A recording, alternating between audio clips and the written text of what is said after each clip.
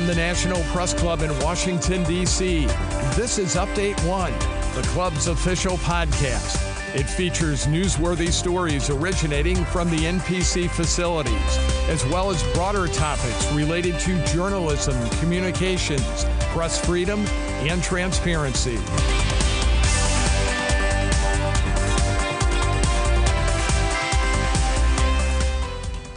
I'm Mike Hempen, co-chair of the Broadcast Podcast team here at the National Press Club. The President of the United States makes news on an almost daily basis.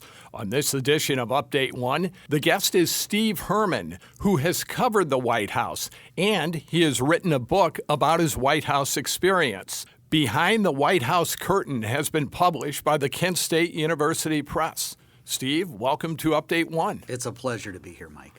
I have really enjoyed reading your book. You go into great detail about a typical day at the White House, the personalities you're dealing with, the working conditions. What compelled you to write this book? Well, Mike, I said I was not going to write a book because at the end of the Trump administration, there were probably a couple of dozen reporters sitting in that briefing room on the downtime writing books about the Trump administration. And I said, the last thing the world's going to need is another book about the Trump administration.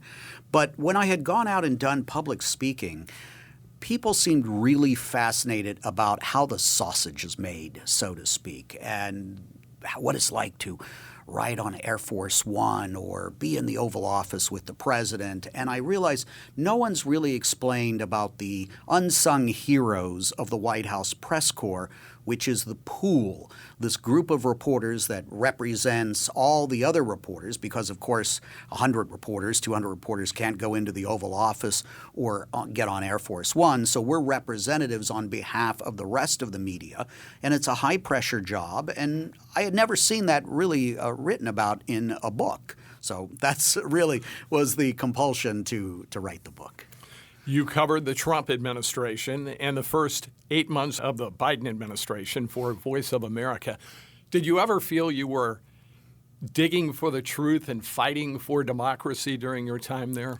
Well, I think other people have put it in those terms, but as you know, as a journalist, when you're going in there day to day, you're just trying to get the job done, right? And if you're covering the White House, the best thing to be able to do is get access to the president, ask the president questions, and record those answers as accurately as possible. And then, when you have time, put it all into some sort of context. So I was really on the tip of the spear, the front lines, and there was a lot of noise going on during that administration, the president attacking the media as the enemies of the people and things like that. And I just tried to focus on what was my job and not get distracted by all the noise. But you did have some real challenges. I know, as you said, he referred to the journalists as the enemies of the people, accusing VOA of supporting Russia and China. And I know you write about the effort to remove you as White House bureau chief. Did you ever think your career was in jeopardy at that point? Well, I realized that perhaps after a long enough battle, they might be able to remove me from my position. And what I and my colleagues felt that the political appointees were doing was wrong. And we have a firewall between us and any administration. There's a charter that was signed by President Ford, approved by Congress, that protects the editorial independence of the Voice of America. We're not the voice of any administration. Well, that doesn't always go over very well with people who think, well, this is funded by the government. The government in power should be able to tell those reporters what to report.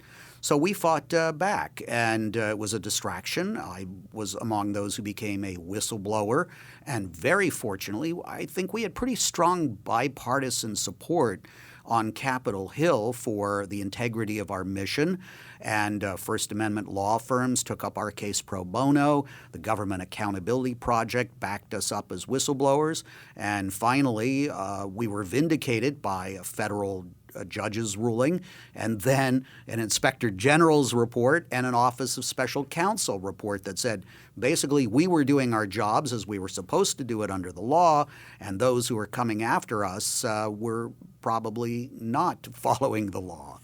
So how were you treated after you were vindicated?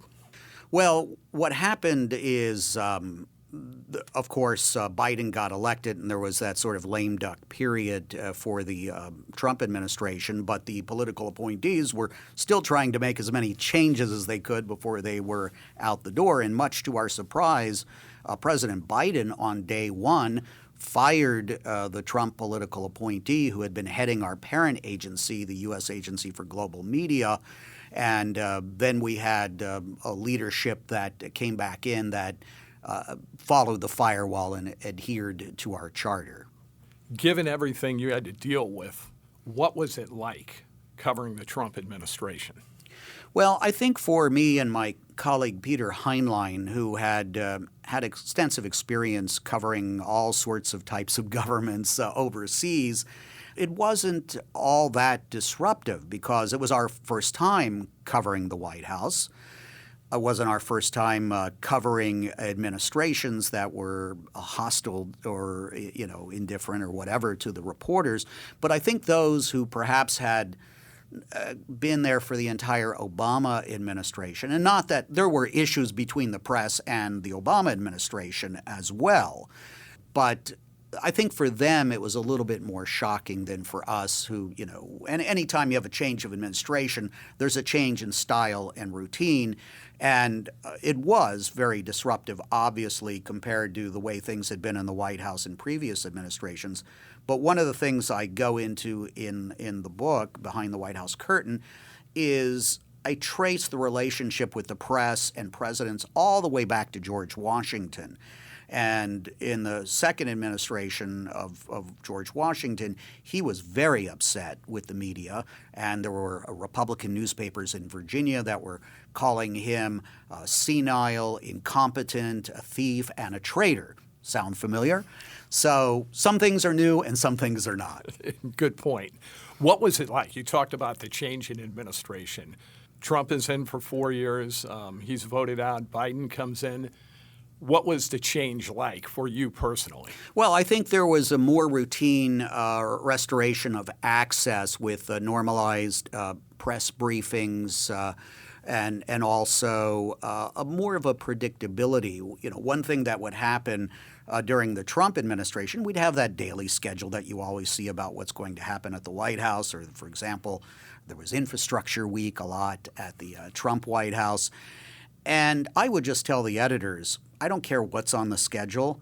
I'll let you know about 3 o'clock in the afternoon what I'm going to be reporting on today, because no matter what's on the schedule, President Trump is probably going to say something to blow that all up, and that will be the big news.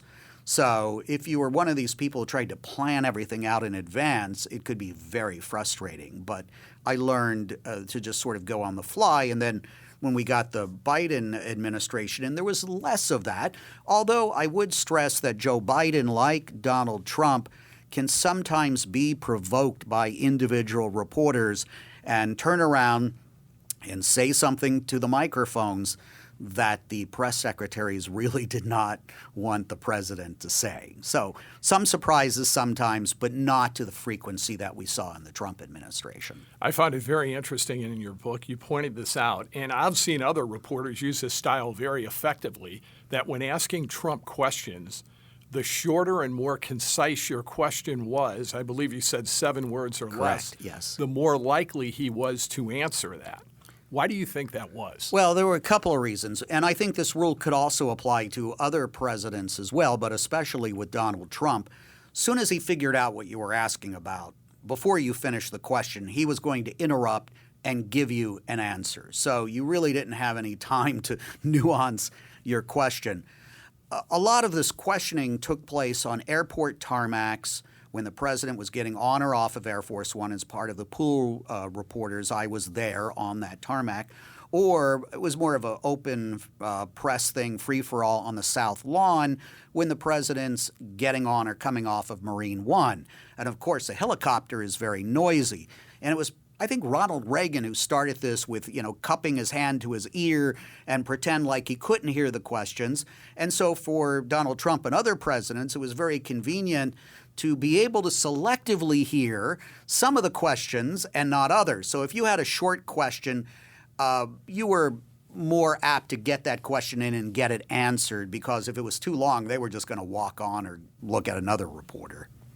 Before you became White House correspondent, you were a foreign correspondent, and I know you had a lot of success doing that. What was it like coming back to the U.S. to cover the White House? Is it something you had to think about, or was it an opportunity you jumped at right away? Well, it's a great question, Mike. And I really didn't know what I was getting into when I came back to the U.S., and I had about 8 months to fly around with John Kerry at the end of the Obama administration as senior diplomatic correspondent.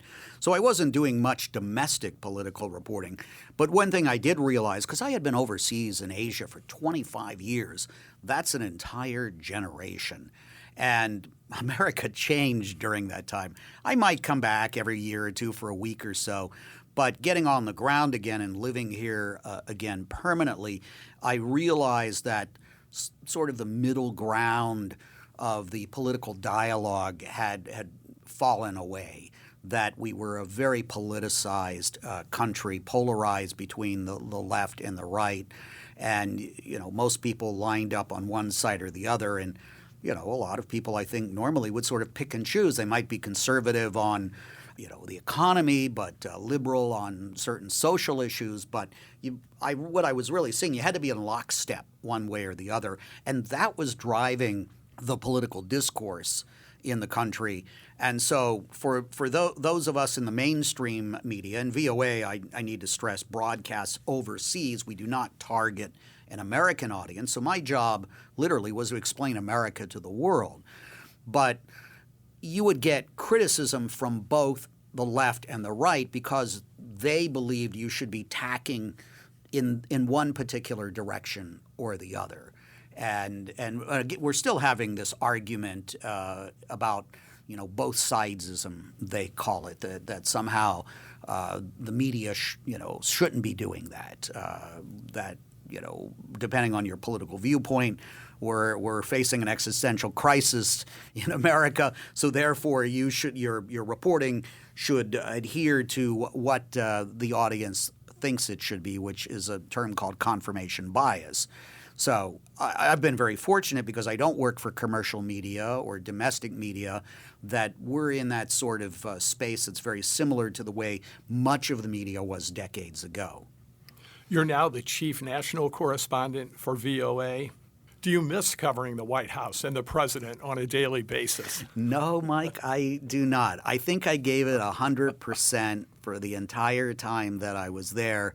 And I really felt about the third year in, I told my editors that, look, I'll do this after the election, regardless of who wins, and this was 2020, for another year or so. But I do not want to spend another 4 years after that at the White House. I felt like I was getting a little burned out, and I feel, it's like being a sports athlete. If you feel you're not performing to your maximum, better that you take yourself out of the game than the coaches do. I know you talk about often the cramped conditions of working at the White House. Is this a job that is perceived to be more glamorous than it really is? Absolutely. Of course, there are some events that you may cover that give you a glimpse of the glamour, and I realize not everybody gets to flying on Air Force One, and I had more than 100 flights probably on Air Force One, and I was in the Oval Office a lot, but it was part of a job. And it was a job that required, 100% of my energy and 100% of my attention. If you're doing it right, you're probably working 6 or 7 days a week, up to 18 hours a day. Fortunately, my wife was very supportive of what I was doing, although I wasn't obviously spending a lot of time with her for nearly 5 years. It's a lack of sleep when you're flying on these trips. Some of these overseas trips, you may literally have a 36-hour work day, and that is very stressful. And then you're on call all the time, and you're not always treated very well. The reporters, I think in every administration, are sort of tolerate it, not necessarily appreciate it. They have their spin in the White House press office that they're looking to put on everything. And so you're engaging in some pugilistic sometimes. It is a symbiotic relationship. We should stress that. That's good for democracy. We need them to give us information, and they need us to get the information out. And on behalf of the American people and the people around the world, we're there on the front lines to so to speak, keep them honest and question them when they come out with something that doesn't pass the smell test. And that's a good point. You mentioned the symbiotic relationship. And is it kind of a balancing act where you want to be professional, but you don't want to be too cozy with them? Absolutely. And that's has been the subject of a number of books about relationships between the press and the presidency. And I did some historical research about that. And really, this recent innovation of presidents talking on the record and having news conferences did not exist traditionally. Presidents did speak extensively to reporters throughout history, but it was off the record, or it might be on what we call background, where you would have to say, a person familiar with the president's thinking says, where actually it was the president saying that, but you couldn't say so. So that's a bit disingenuous, right? But that was the tradition. And I believe that what we saw with Donald Trump, whether you liked what he was saying or not, he probably spent more minutes speaking to reporters on the record than any president in history. I think he holds the record for that. Lyndon Johnson on Air Force One on some of those trips would talk to the reporters for hours to the point that they were bored to tears and wanted the president to go away, spilling his guts, bearing his soul. But it was all off the record, right? So you got to know what the president was thinking, but you couldn't share that with your audiences. At the start, I mentioned you go into great detail about working at the White House. If you can talk about the fact that not all reporters have equal access to the president and some of the conditions you work in there. Right. So there is a bit of a pecking order because there are reporters who get what's called an appointment pass, where they're able to come in on a daily basis but not a permanent basis. And I think it's probably easier to get an appointment pass for the White House than it is to get a press pass, say, from the Sioux Falls, South Dakota Fire Department. The White House traditionally has been pretty open about who it lets in. Now, an appointment pass is with your picture on it, and you punch a code to get in by yourself and go through a metal detector, and then you literally could be next to the president later in the day. That requires a little bit more of vetting. And then there are the 4 dozen or so reporters or news organizations that actually have seats in the briefing room. So those seats are designated by the White House Correspondents Association, not the White House. The White House determines who gets to get in the building, but the Correspondents Association determines who sits where. And then, of course, some news organizations have a physical space. VOA, we had what were relatively luxurious accommodations. It was called a double wide in the basement, the deep end of John Kennedy's old swimming pool, basically, where you could barely get somebody there, 2 people in there elbow to elbow. No outside window. When I was there, the thermostat was stuck permanently at 69 degrees Fahrenheit. So even on warm summer days like today, I would be bundled up, sort of, looking like Steve Bannon with the 3 layers of clothing. And water would come in sometimes. There was mold. They've sort of cleaned it up now, done some reconstruction. But other reporters had no place to sit. And so they would have to mill about in the press briefing room, take an empty seat when there's no briefing, or stand outside. And then, of course, a number of news organizations have those green tents on what's called Pebble Beach, the north lawn of the White House. That's the shot you see of the White House in the background where the reporters do their stand-ups. So our news organizations have to pay quite a bit of money for all of this real estate that we would use. And I also need to stress, when we fly on Air Force One, it's not a freebie. Our news organizations are also paying for that. So if you're a freelance reporter, you probably can't afford all of this. But for the big news organizations, they have a bit more of an infrastructure at the White House. That was an excellent summary of reporting from the White House. So I have to ask you, given your experience, what was the biggest surprise to you after you got on the job, based on what you were expecting it to be and what reality was? Well, I think probably anybody who covers the White House would agree with me on this. If you had not been in there before and your image of what it was like came from a TV show like The West Wing, you would think it was fairly spacious. But we have very limited access to the press offices, the briefing room, what's called a lavateria, which is a combination room, lavatory, and cafeteria, basically, with 2 vending machines. Ask me some other time about the bumblebee tuna during the government shutdown. That was the last item in the vending machine for about a month. So you have very limited space to move around. Again, getting back to that it seems to be so glamorous of a position to have. Of course, it is very prestigious and very important, but I had come from the State Department where, we had an entire floor downstairs we could go to with shops and restaurants, and, we had none of that at the White House.